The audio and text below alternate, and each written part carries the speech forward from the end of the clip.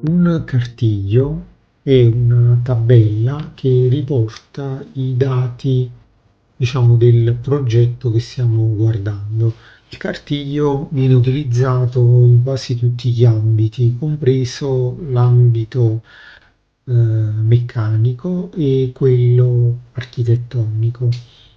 Di solito viene sempre posizionato nell'angolo in basso a destra. Le sue dimensioni, diciamo, sono variabili a secondo degli elementi che vogliamo contenere.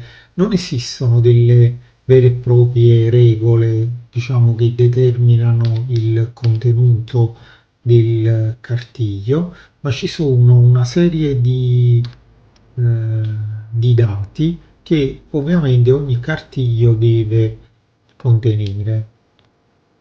Di solito in ambito architettonico eh, i dati contenuti in un cartiglio dovrebbero essere in primo luogo il nome dell'azienda che esegue i lavori, quindi con lo strumento testo che andiamo ad impostare inserendo un numero che dipende dall'unità di misura con la quale stiamo lavorando. Quindi azienda,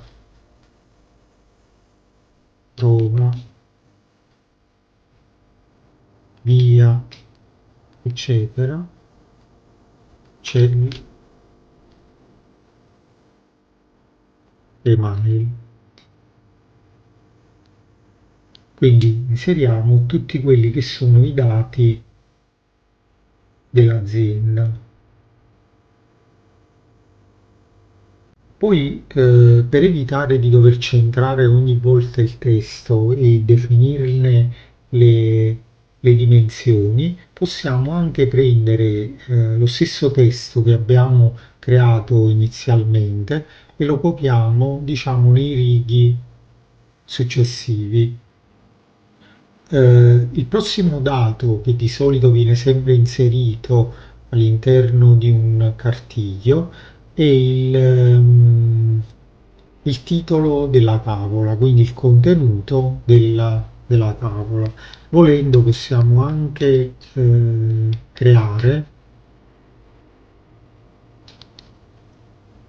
delle etichette, diciamo piccoline, magari poste nella parte superiore, diciamo, dello spazio in cui andiamo a inserire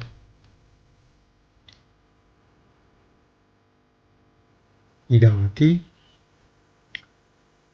Quindi possiamo anche riportare, diciamo, un'iscrizione che ci indica che cosa dobbiamo inserire all'interno del cartiglio, quindi nome, azienda, titolo della tavola, successivamente scriviamo il nome del progettista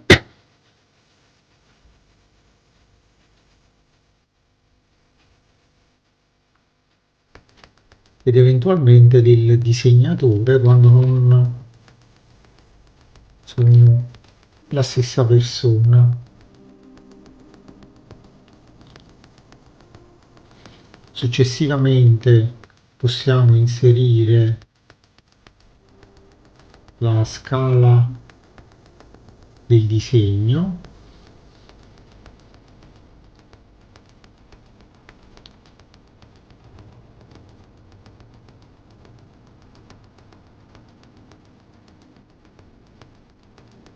ed eventualmente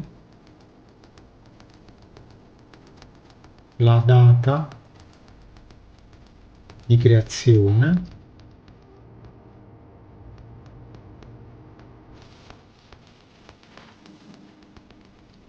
ed eventualmente diciamo delle date legate a delle eventuali revisioni.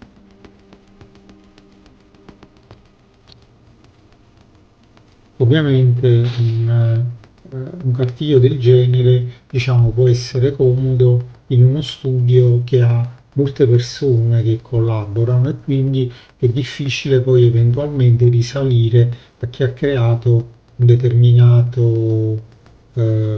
determinato disegno.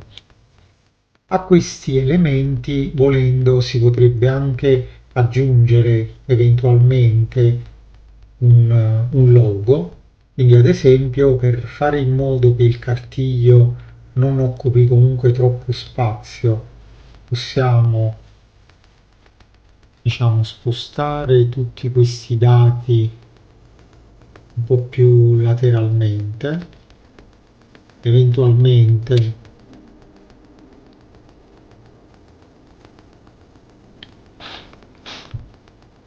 possiamo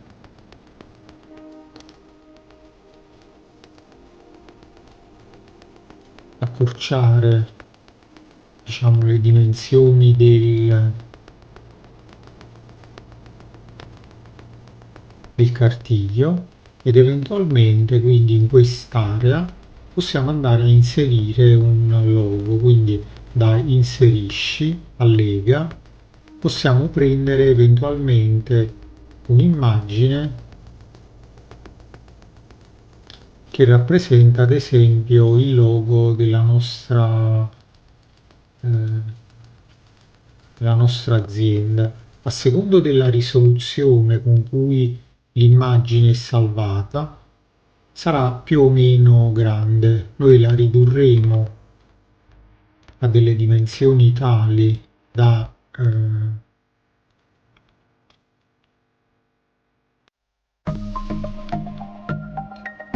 contenerla all'interno, diciamo, del riquadro che abbiamo a disposizione. Quindi questo qua può essere un esempio di un eventuale cartiglio. Ovviamente la posizione dei nomi e la forma del cartiglio possono variare secondo, diciamo, le esigenze, però bene o male i contenuti di un cartiglio sono questi. Di solito i cartigli utilizzati in campo meccanico contengono ancora più informazioni come il tipo di materiale delle varie parti o altri dati specifici, però bene o male queste qui sono le caratteristiche diciamo contenute in un cartiglio di base.